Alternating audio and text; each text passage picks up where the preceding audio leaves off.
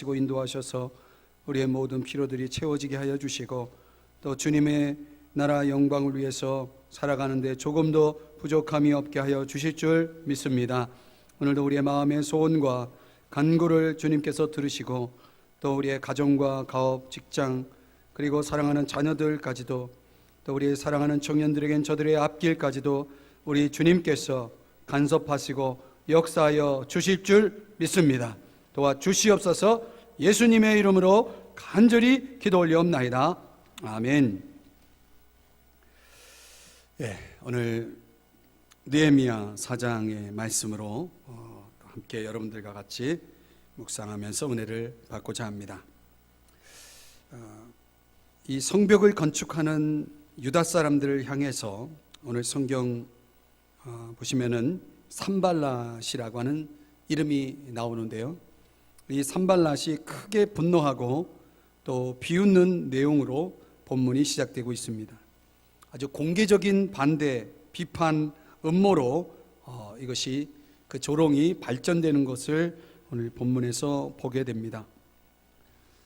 하나님의 선한 일들을 우리가 이루어가다 보면 종종 이런 경험을 우리가 할 때가 있습니다.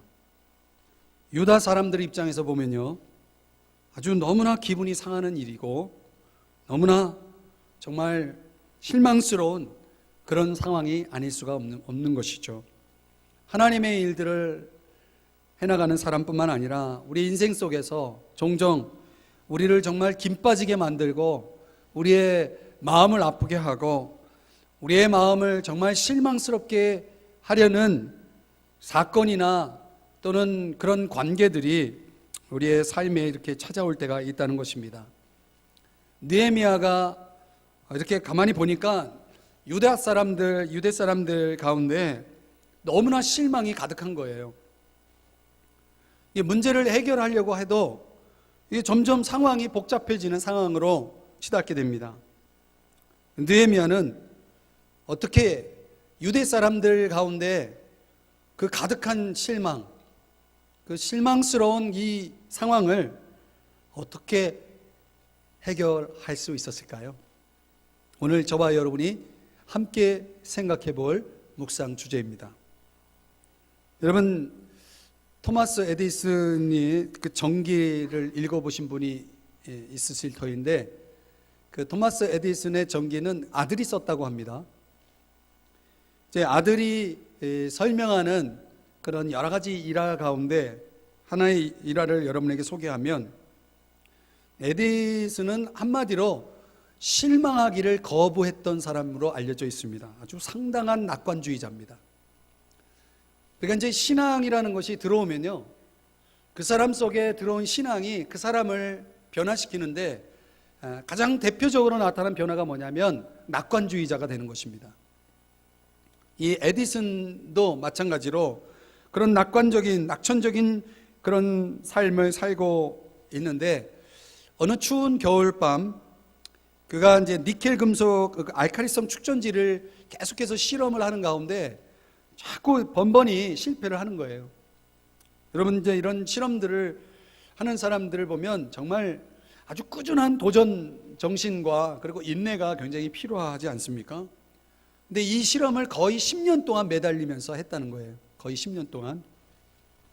그러니 그 하나의 실험을 성공시키기 위해서 10년 동안 했다면, 10년 동안 그 실험을 시도했다면 얼마나 많은 돈이 들어갔겠어요. 그러니까 집안도 그렇고 아주 재정적인 위기에 이렇게 봉착하게 됩니다.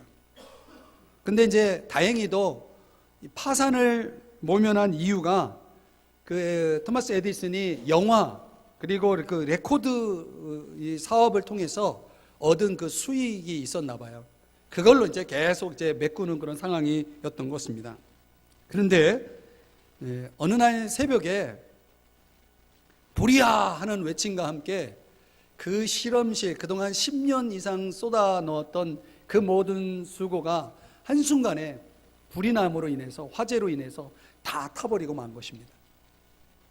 아들이 아버지를 찾아보니까 아버지가 안 보이는 거예요. 이상한 상상이 드는 거죠. 이 그동안 10년 동안 쏟았던 이 수고가 수포로 돌아가서 아버지가 극단적인 생각을 하신 것일까? 도대체 어디 계시는 것일까? 근데 막 걱정스러운 차원에서 이제 이 아들이 토마스 에디슨을 이제 막 찾는데 어디 한쪽에서 이제 아버지가 나타나신 거예요. 나타나시면서 그때 에디슨의 나이가 67세였다고 합니다.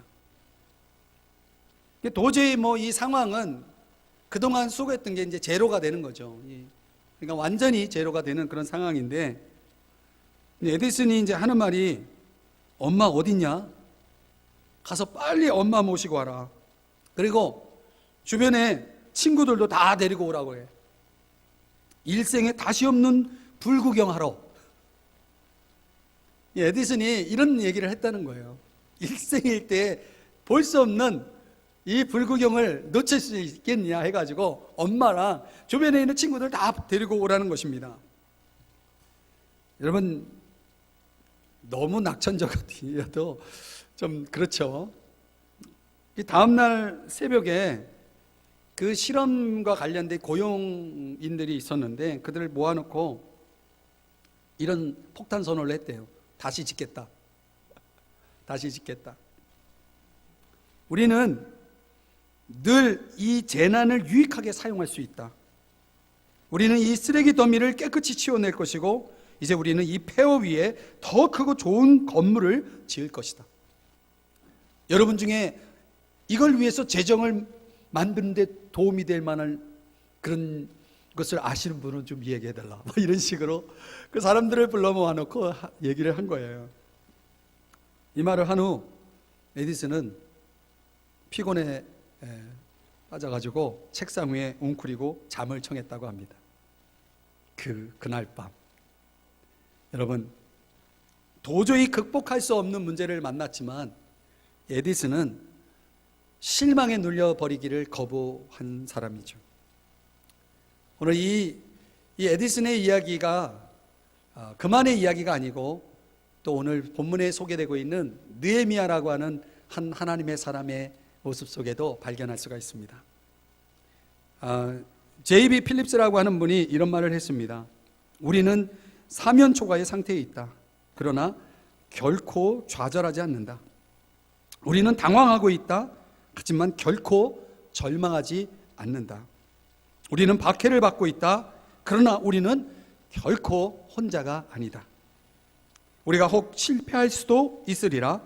그러나 결코 포기하지는 않는다.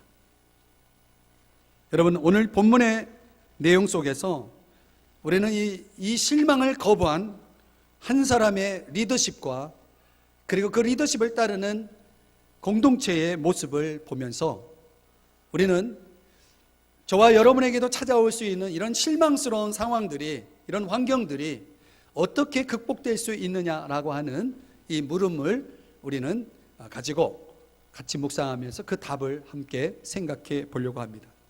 오늘 설교는 1편, 2편으로 나눠져서 다음 주에 계속 2편을 진행하려고 합니다.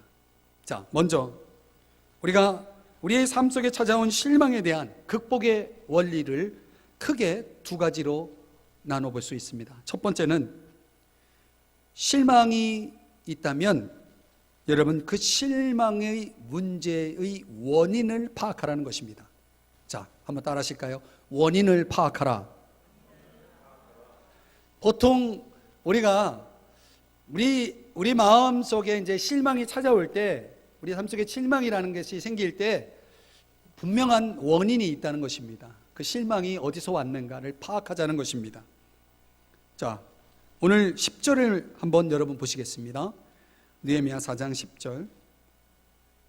유다 사람들은 이르기를 혹 무더기가 아직도 많거늘 짐을 나르는 자의 힘이 다 빠졌으니 우리가 성을 건축하지 못하리라 하고.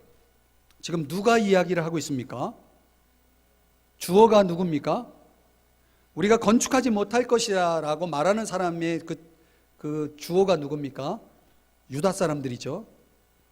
자, 이 비판적인 노래, 우리는 힘이 다 빠졌고 더 이상 이 성벽을 건축할 수 없습니다라고 이 비판적인 노래를 부르는 당사자가 누구냐면 다름 아닌 유대 사람들이었다는 것입니다.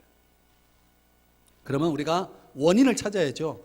그 유대 사람들은 도대체 왜 그들의 입에서 이런 부정적인 비판적인 노래가 나오고 있었는가? 원인을 찾아가 보면 그 이유는 11절, 12절에서 발견할 수 있습니다. 제가 11절을 읽으면 여러분이 12절을 한번 읽어보시기 바랍니다. 11절을 제가 읽을게요. 우리의 원수들은 이르기를 그들이 알지 못하고 보지 못하는 사이에 우리가 그들 가운데 달려들어 가서 살육하여 역사를 그치게 하리라 하고,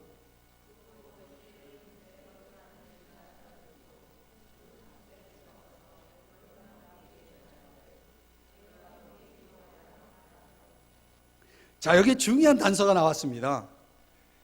원수들이, 유대 사람들의 원수들이 있는데 그 원수들이 하는 말이 우리가 그냥 불시에 쳐들어가서 그들의 역사를 못하게 만들 것이다 라고 말을 자꾸 한다는 거예요. 근데 그 말을 누가 듣냐면 원수들의 근처에 거주하는 유다 사람들. 거기에 뭐라고 표현하냐면 12절을 보세요. 그 원수들의 근처에 거주하는 유다 사람들도, 이 도가 중요한 단어입니다. 이 원수들은 유대 사람들이 건축하는 거 원하지 않아요. 그러니까 자꾸 그 건축을 방해하는 부정적인 말들을 했겠죠. 근데 그 부정적인 말들을 누가 들었어요? 그 원수들과 가까이 사는 사람들. 여기에 중요한 단서를 정리해 보면 이 부정적인 비판적인 노래를 부르는 사람들의 당사자는 실망스러운 정보를 전달하는 사람들은 다름 아닌 유대 사람들이었다는 것입니다.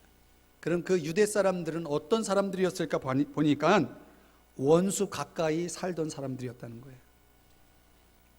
결국 정보의 출처는, 그 원인을 파고 들어가 보니까 정보의 출처는 원수들이었고, 그 원수들에게서 들은 정보를 자주 들은 사람들이, 유대 사람들이 그것을 같은 유대 사람들에게 자꾸 전하고 있었던 것입니다. 자, 그러면 우리는 여기서 아주 중요한 교훈을 하나 얻을 수 있습니다. 여러분, 사람이 자기 귀로 부정적인 말을 계속 들으면 어떻게 될까요? 처음에는 거부할지 몰라요. 처음에는 부정할지 몰라요. 처음에는 귀를 막았을지 몰라요. 그런데 부정적인 말을 계속 들으면 사람은 어떻게 되냐면 솔깃하기 마련입니다. 여기 본문에서 뭐라고 얘기했냐면 열 번이나 우리에게 말하기를. 그러니까 얼마나 자주 그 메시지를 들었는지 아시죠?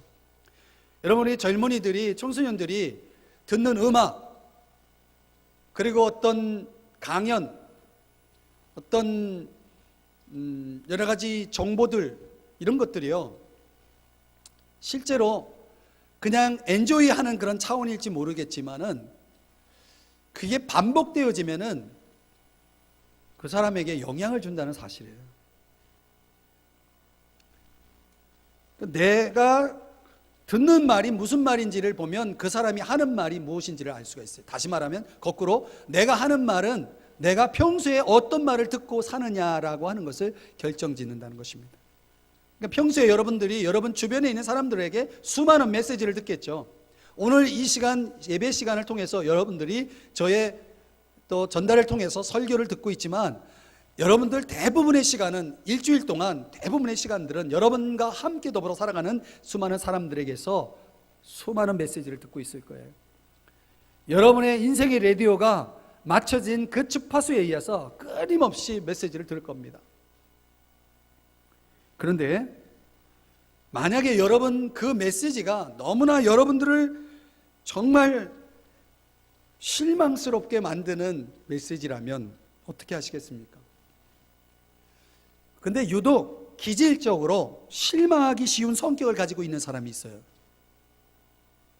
실망을 너무 자주 하는 사람들. 이거는 약간의 성격적인 문제고 기질적인 문제일 수도 있습니다. 그런데요, 그런 사람이 주변의 친구가 아주 부정적인 말들을 일삼는 사람들이라면, 주변의 사람들이 그런 사람이라면 여러분 멀리 해야 됩니다. 직방이죠. 그냥 그대로 영향을 받을 겁니다. 나는 너무나 실망하기 쉬운 성격인데 옆에 있는 친구들이 계속 부정적인 말을 하면 그 사람은 절대적으로 부정적인 사람이 되게 돼 있습니다. 비판적인 사람들을 가까이 하면 어떨까요? 비판적인 사람이 되게 돼 있습니다. 지금 유대 사람의 문제는 비판적인 사람들 가까이 살던 유대인의 문제였고, 그들의 영향이 결국 유대인들의 멸망은 시간 문제라고 그들 입에서 스스로 떠들고 있었다는 것입니다. 그 메시지는 누구에게서 나온 것입니까? 원수들에게서 나온 것이에요. 그래서 여러분, 우리가 무엇을 듣고 사느냐가 굉장히 중요하죠. 특별히 우리 청소년들이 듣고 있는 그런 문화적인 요소들이 어떤 메시지를 평소에 듣고 있느냐, 무엇을 보고 있느냐, 무엇을 듣고 있느냐가 그 사람의 인격과 성품과 뿐만 아니라 그 사람이 앞으로 살아감에 있어서 아주 중요한 가치관, 이런 것들을 다 포메이션 하는 거예요. 그게 한 번 가지고는 안 되겠지만 반복하면 결국 형성이 되는 것입니다. 이게 얼마나 중요합니까? 근데 근본적으로 보면 실망의 문제의 이 원인을 파악해 보니 유다 사람들의 문제였고, 유다 사람들 중에 특별히 원수들을 가까이 하고 있는 유다 사람들이었다라고 하는 것이고, 또 이거를 더 근본적으로 한번 들어가 보면 그들이 실망하게 된 원인은 주변 사람들의 원수들의 문제라고 볼 수도 있겠지만 몇 가지 원인이 있습니다. 실망의 원인입니다. 자, 오늘 그 몇 가지를 여러분들과 같이 한번 추적해 보겠습니다. 첫 번째는 힘의 상실입니다. 한번 따라 하십시다. 힘의 상실. 자, 10절을 한번 들여다보겠습니다. 10절에 보면 거기 중간부터 보면 흙무더기가 아직도 많거늘 짐을 나르는 자의 무엇이? 힘이 어떻게 됐다고요? 힘이 다 빠졌다. 힘이 다 빠졌다는 것입니다. 근데 힘이 다 빠진 이유가 뭡니까? 짐을 나르는 자의 힘이니까 짐을 나르다가 힘이 빠진 거예요. 그러니까 처음부터 이제 열심히 짐을 나르고 있었는데 이렇게 딱 보니까, 주변을 보니까 뭐가 많아요? 흙무더기가 아직도 많거늘. 지금까지 이렇게 오랫동안 일을 했는데 문제는 뭐냐면 오랫동안 일을 해도 아직도 흙무더기가 많았다. 그럼 이 말은 무슨 얘기냐면 아직도 할 일이 많다. 지금까지 힘들게 했는데 아직도 할 일이 많으니까 뭐가 빠져버렸어요? 지쳐버린 거죠. 힘이 빠져버린 것이죠. 6절을 가보시면 뭐라고 얘기냐면 우리가 성을 건축하여 전부가 연결되고 높이가 절반에 이르렀으니, 높이가 어디까지 이르렀어요? 절반까지. 그러니까 이 성벽 건축이 엄청난 스피드로, 요즘 북한의 김정은이 무슨 전투적인 그런 차원에서 막 공사를 시키잖아요. 느헤미야가 어떤 그의 리더십은 공산주의가 아니니까 거기에 어떤 자발적인 어떤 그런 참여가 있었겠지만 굉장히 빠르게 그 공사가 진행되고 있었다는 것은 분명해요. 그런데 그렇게 일에 몰입하고 열심히 하다 보면 성벽 건축이 절반에 이르렀을 때 어느 정도 시간이 흐르면서, 중요한 얘기입니다, 일에 대한 첫 마음이 흐려지기 시작했어요. 그들이 성벽 재건을 처음 시작할 때는 어떤 마음이었겠습니까? 야, 이제 우리도 이 성벽 재건을 통해서 정말 좀 제대로 된 삶을 한번 살아보자. 뭔가 이런 의욕적인 목적을 가지고 시작을 했을 거예요. 그런데 어느 정도 일이 진행이 되면서 일에 대한 첫 마음이 사라지니까 일이 어떻게 보이냐면 지루해 보이기 시작했다는 것입니다.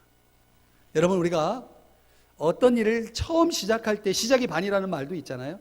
시작은 참 좋은데 시간이 좀 지나서 종종 우리의 마음 태도가, 그 어떤 일을 대하는 태도가 처음과는 다른 태도를 가질 때가 종종 있다는 것입니다. 그래서 성경은요, 첫 마음을 중요시합니다. 우리가 이제 예배도요, 이게 참 드릴 때 하고 늘 예배를 드려오는 상황에서 또 예배를 드리는 거 하고 어떻습니까? 예배를 대하는 태도가 분명히 차이가 있을 겁니다. 여러분, 직장에서 일을 하시는 분들에게는 찾아오는 거, 이런 현상을 가리켜서 우리가 매너리즘에 빠진다라고 그러잖아요. 일이 더 이상 나에게 어떤 동기부여가 안 되는 거죠. 우리가 처음에 직장에 들어가면 정말 목숨을 걸고 그 회사를 위해서, 그 기업을 위해서 나를 다 쏟을 것 같은데 좀 적응이 되면 어떻습니까? 좀 다르죠? 사역도 마찬가지예요. 우리 교회 공동체 안에서 어떤 일을 할 때 처음 주어질 때랑 어느 정도 시간이 지나면 점점 사람들의 그 태도가, 마음 자세가 달라지죠. 문제가 여기에 있었다는 것입니다. 이 느헤미야가 볼 때에 이 유대 사람들이 왜 지금 실망하고 있는가를 깊이 들어가 보니까 그들에게 힘이 빠졌다는 거예요. 그 힘이 어떤 힘이냐면 처음 시작할 때 그 힘이 아니라는 것이었다는 거죠. 여러분, 제가 이제 이름에도 요즘 사람들에게 뭐 베스트 드라이버 뭐 이런 말까지는 아니지만 운전 잘한다는 소리 듣고 있는데요. 뭐 인정 안 하시는 분도 또 많습니다. 근데 여러분 아십니까? 제가 옛날에는 그 인지를 시험을 보려면 인지를 붙여야 되는데 인지를 더 이상 붙일 수 없을 만큼 7번 떨어진 사람이에요. 근데 아주 우습게 생각하고 시험을 보기 시작했는데 필기시험도 한번 떨어졌죠. 코스 시험에서 제대로 붙은 게 없어요. 다 떨어져 봤어요. 제가 어느 정도 거만을 떨었냐면 이 코스를 T자를 할 때 한 손을 썼어요. 한 손. 보니까 운전하는 선 보니까 한 손으로 이렇게 운전을 하더라고요. 굉장히 멋있어 보이는 거예요. 나 시험 치러 간 사람이 멋부리다가 떨어질 때니까요. 그게 안 되더라고요. 이게 남들은 이렇게 하면 잘 해가지고 들어가던데 안 되더라고요. 그래서 제가 7번 떨어졌어요. 이제 끝에 조금 남은 데다가 거기다가 마지막 8번째 인지를 딱 붙이고 제가 이번에 떨어지면 택시 타고 다니든지 기사를 쓰든지 하겠다 하고서 마지막 시험을 봤는데 어떻게 됐을까요? 제가 합격을 했어요.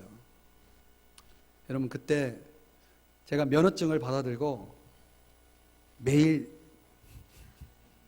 그 면허증 가지고 호호 불면서 이렇게 닦고, 그리고 그 면허증 보면서 감동받고 그랬다는 거 아닙니다. 그런데요, 그렇게 감동을 받고 그렇게 열심히 닦았던 면허증 며칠 갔는지 아세요? 그래도 오래 갔어요. 일주일 갔어요.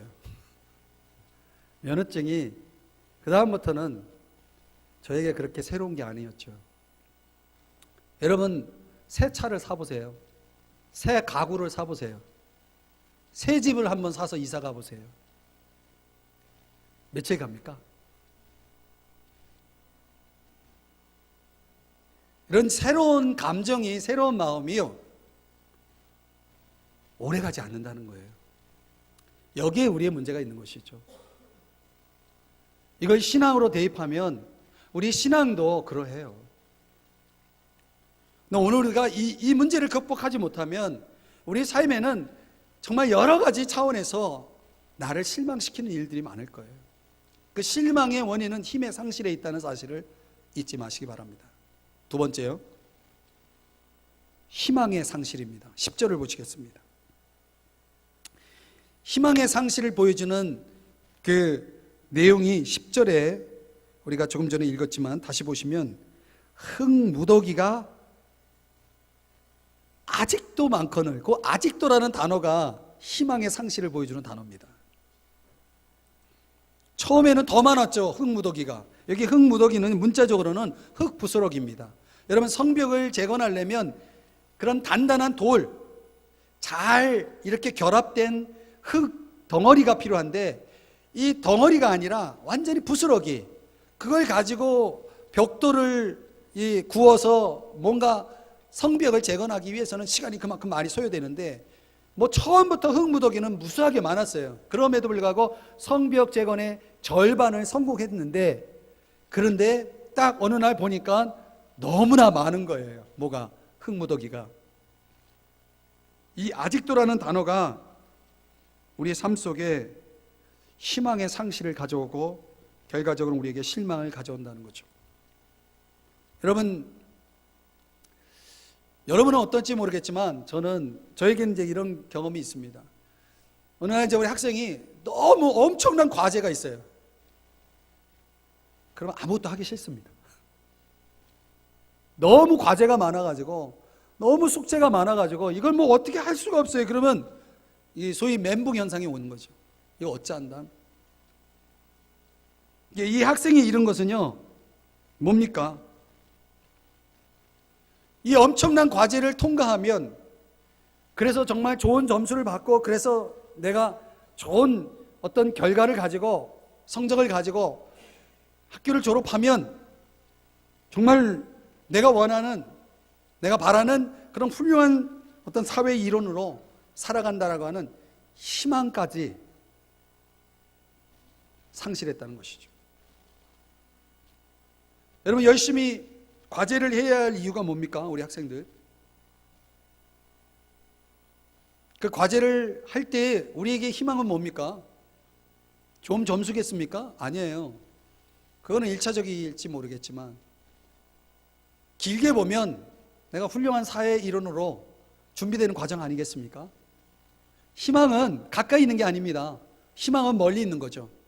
지금 이스라엘 백성들이, 이 유대 사람들이 착각하고 있는 건 뭐냐면, 성벽의 재건이 절반에 이르렀을 때 그들은 이 성벽 재건에 대한 궁극적인 목적과 그들이 그 성벽 재건을 통해서 얻고자 하는 희망을 그들이 놓치고 있었다는 사실이에요. 그때부터 그들은 실망하기 시작합니다. 눈앞에 있는 이 과제 더미 때문에 마치 진짜 그들이 가지고 있어야 될 궁극적인 희망을 잃어버린 학생처럼 우리는 종종 지금 하고 있는 일이 너무나 힘들게 느껴지고 너무나 위협적으로 느껴진다면, 그래서 그것이 언제 끝날지 막연하다라고 생각한다면 그것은 결국 희망을 상실한 것입니다. 그러므로 역으로 말하면 우리가 실망하지 않으려면 계속 무엇을 붙잡아야 되겠습니까? 희망을 붙잡으셔야 됩니다. 여러분의 희망은 무엇입니까? 여러분의 실망의 원인을 추적해 보면 여러분이 가지고 있었던 희망이 그 자리에 없을 것입니다. 희망을 다시 찾아야 됩니다. 다시 붙잡아야 하는 것입니다. 세 번째, 오늘 이 본문 속에서 유대 사람들이 이렇게 실망의 상황으로 빠진 근본적인 이유가 뭐냐면 확신의 상실에서 비롯됐다는 것입니다. 한번 따라 하십시다. 확신의 상실. 자, 6절의 말씀을 한번 다시 되돌아가 보면 거기 끝부분에 이런 말씀이 나옵니다. 이는 백성이 마음을 들여 일을 하였습니다. 유대 사람들에게는 뭐가 있었냐면 일을 할 마음이 있었다는 거죠. 그죠? 그래서 마음을 들여서 일을 했어요. 그래서 어디까지 성공했습니까? 절반까지 성공했어요.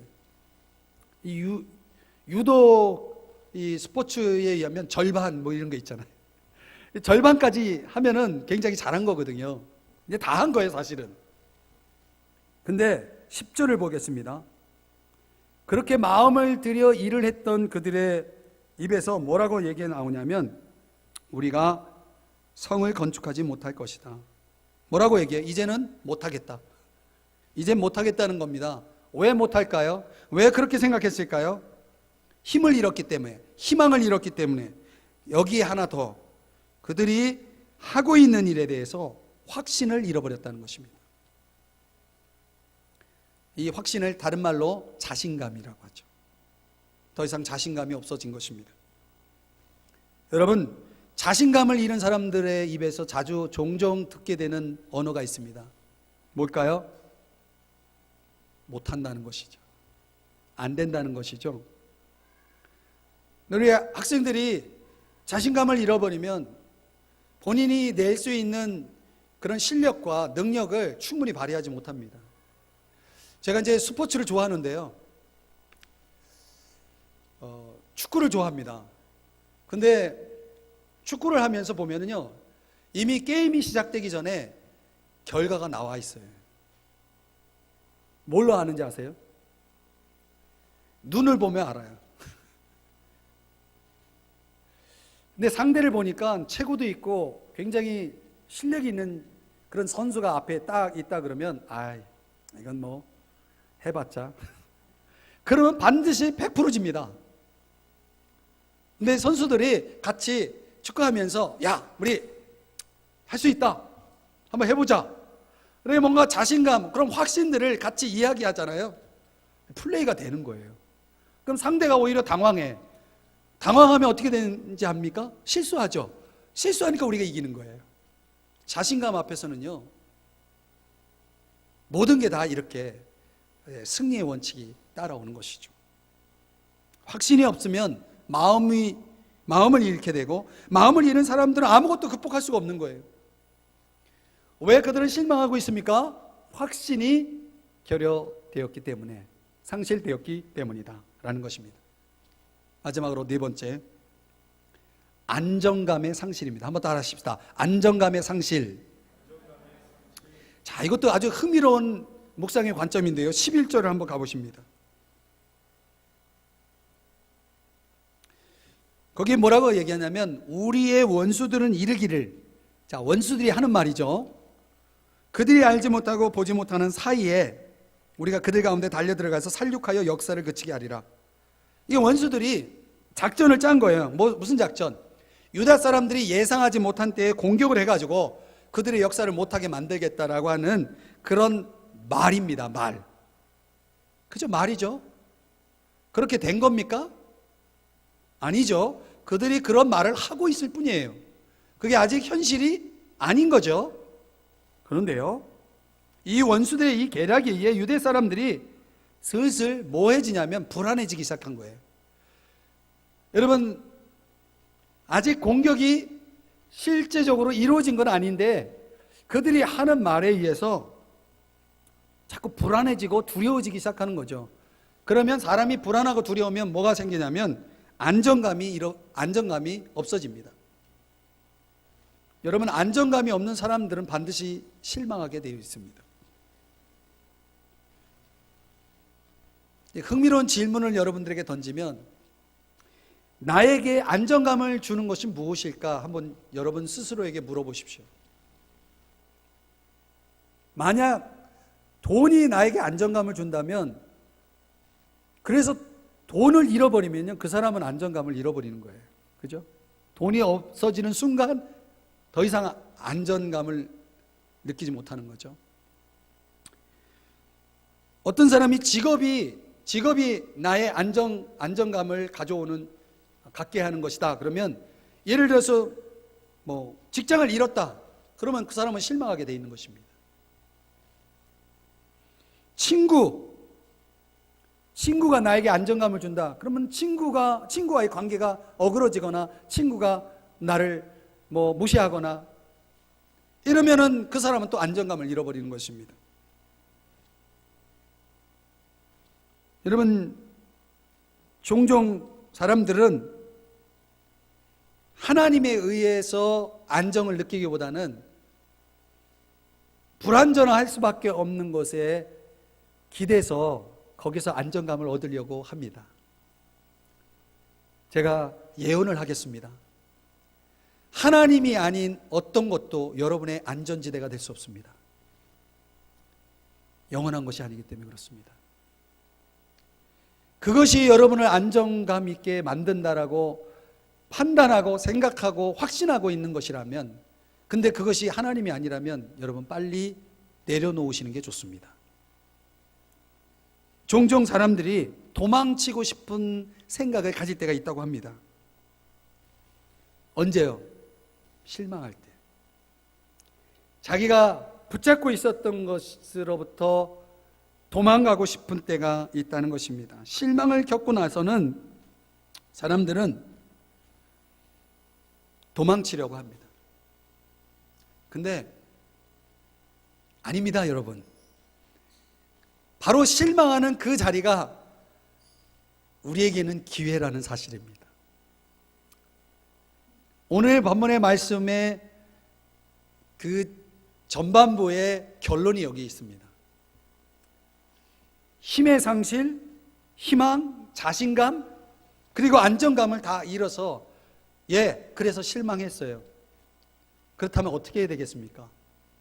우리가 다음 주에 이 실망에 대한 극복을 위한 비밀을 크게 몇 가지로 배울 터인데요.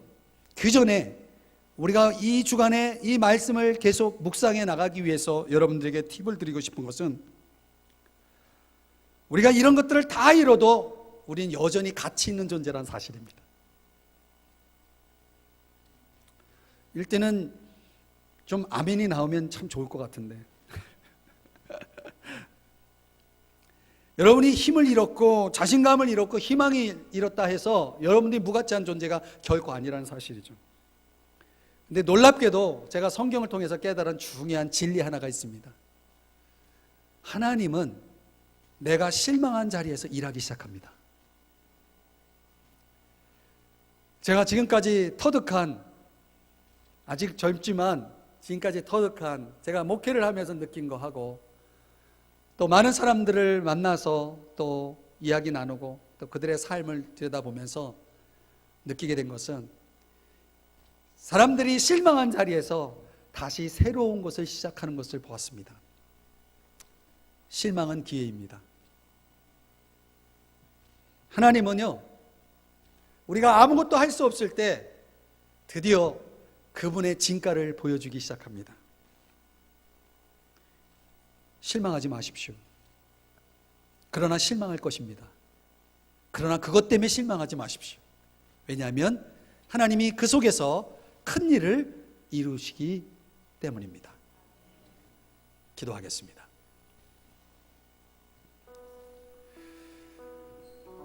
사랑하시는 주님, 오늘 귀한 말씀으로 우리가 다시 한번 우리의 모습을 돌아보고